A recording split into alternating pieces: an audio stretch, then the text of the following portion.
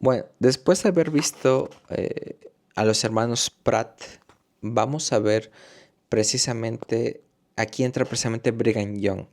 Ujú.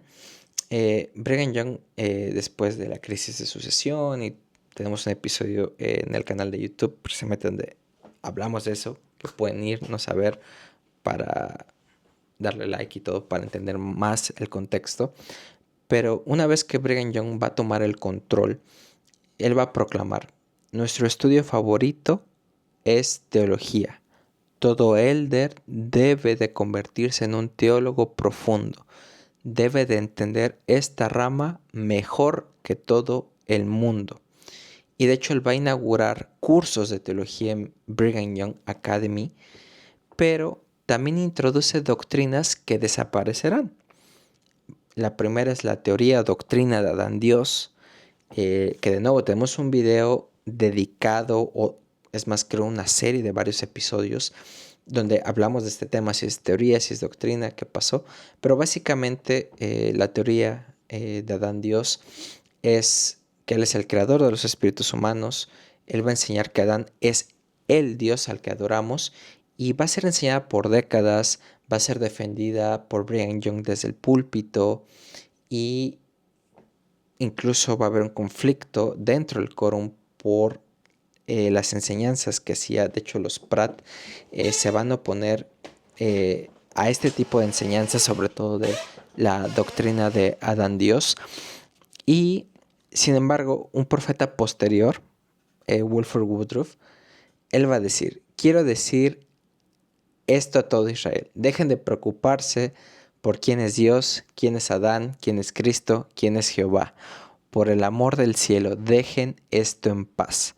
¿Por qué se preocupan por estas cosas? Dios es Dios, Cristo es Cristo, el Espíritu Santo es el Espíritu Santo. Esto debería de ser suficiente para ustedes y para mí. Si queremos saber más, esperemos hasta llegar donde está Dios en persona. Nos vamos perturbados constantemente con preguntas de élderes ansiosos. Digo a los élderes de Israel: detengan esto.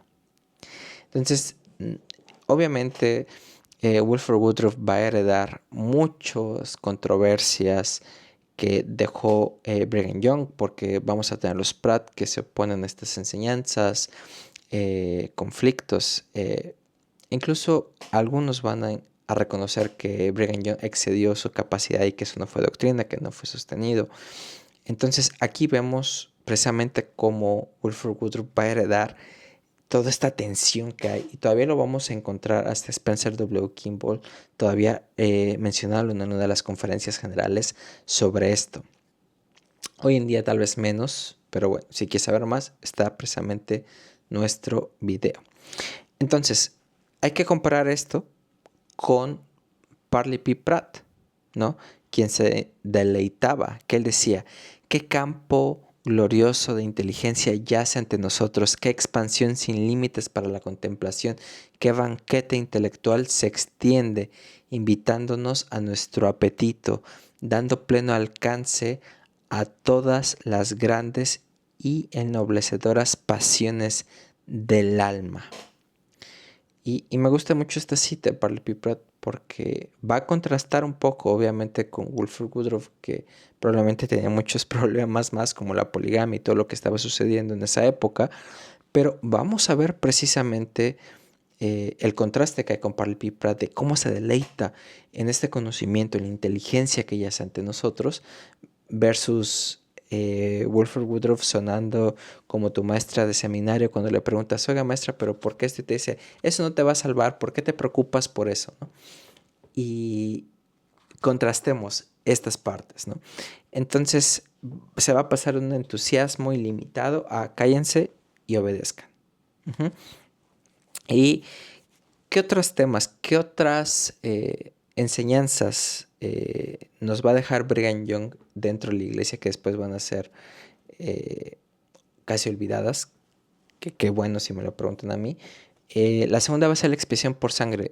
Esta enseñanza es básicamente: tu propia sangre debe ser derramada para expiar ciertos pecados. Si habías derramado sangre inocente, podías tal vez salvarte si derramabas tu propia sangre. Hoy en día es repudiada esta doctrina. Y bueno, digo doctrina aquí entre comillas, y podríamos irnos a otro video, qué es doctrina o qué no, llámenlo como quieran, pero al menos fue sostenida, fue enseñada desde el púlpito, conferencias generales. Hoy en día ya no. Bueno, eso es otra cosa, ¿vale? La tercera, la más controversial y que tenemos una serie de 3 episodios en el canal de YouTube para que puedan irlo a ver, es la prohibición del sacerdocio a los negros. No, ningún negro podía ser ordenado al sacerdocio. Eh, no tuvo su origen en José Smith esta práctica. Eh, ordenó a 2 hombres afroamericanos al sacerdocio José Smith. Brigham Young no los conocía. Desarrollamos por qué o damos especulaciones de por qué pudo haber surgido, cómo surgió esta práctica, la controversia que hubo entre el quórum durante varios años, pero sin embargo esta práctica duró más de 100 años.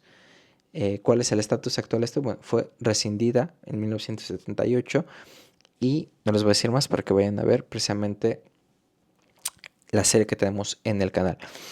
Entonces, me gustaría recapitular. ¿Cuál fue el cambio? De una exploración teológica sin límites a dejen de hacer preguntas teológicas, ¿no?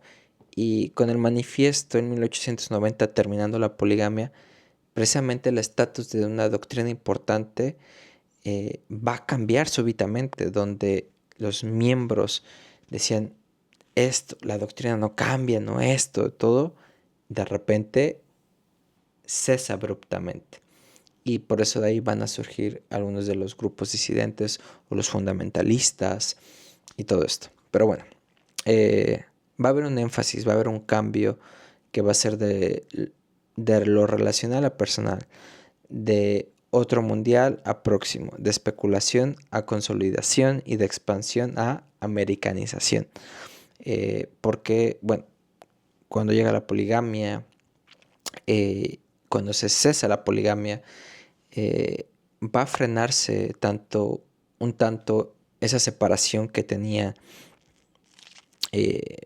los primeros miembros de la iglesia alejados en Utah, en las montañas, y se van a convertir en casi el ciudadano norteamericano estadounidense modelo, ¿no? Republicano. Para eso también tenemos una serie en el canal de YouTube para que puedan aprender un poco más de eso. Pero nuevamente, aquí en este periodo va a ser cuando va a aparecer esta distinción creciente entre doctrina como una verdad inspirada y autoritativa y la teología van a ser pronunciamientos humanos de una cristiandad apóstata, ¿no? Es aquí donde se empieza a ver este cambio, esta concepción que se tenía de la teología, y es cuando se nos van a decir estas cosas como que la teología es lo que pasa cuando falla la revelación. Es triste tal vez, sí, y probablemente es alguna de las razones por las cuales, o uno de los sentimientos, es alguna de las razones por las cuales algunos de los miembros en la actualidad ven con sospecha a los teólogos, a los académicos, por este tipo de mentalidad que ya sabemos más o menos desde dónde viene. Así que nos vemos en el próximo episodio.